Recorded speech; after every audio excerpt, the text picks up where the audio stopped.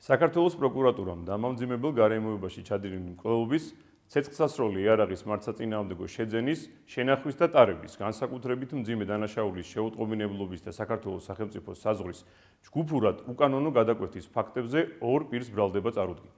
შინაგან საქმეთა სამინისტროს მიერ ჩატარებული გამოძიებით დადგინდა, რომ თურქეთის რესპუბლიკის მოქალაქეებმა 18 ივლისს ჯგუფურად უკანონოდ გადმოკვეთეს საქართველოს სახელმწიფო საზღვარი და თურქეთის რესპუბლიკიდან საქართველოში შემოვიდნენ. იმავე დღეს ბათუმში მდებარე რესტორანში ერთ-ერთმა ბრალდებულმა ცეცხლსასროლი იარაღიდან მრავლობითი გასროლა განახორციელა ასევე თურქეთის რესპუბლიკის ორი მოქალაქის მიმართ.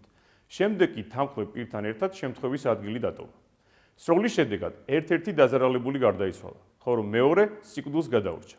გამოძიებით ასევე დადგინდა, რომ მეორე ბრალდებულმა, რომელიც დანაშაულის ჩადენის დროს შემთხვევის ადგილზე იმყოფებოდა და იცოდა განსაკუთრებით მძიმე დანაშაულის ჩადენის შესახებ, მომხდარი სამართალდამცველებს არ შეატყობინა.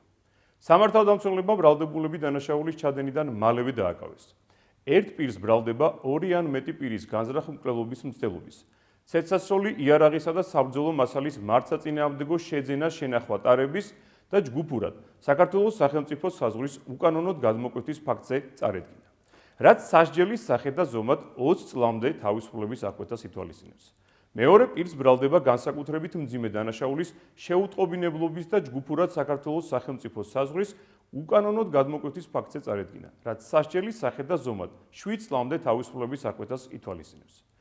პროკურატურის შუამდგომლობის საფუძველზე ბრალდებულებს აღკვეთი ღონისძიების სახით პატიმრობა უკვე შეეფარდათ.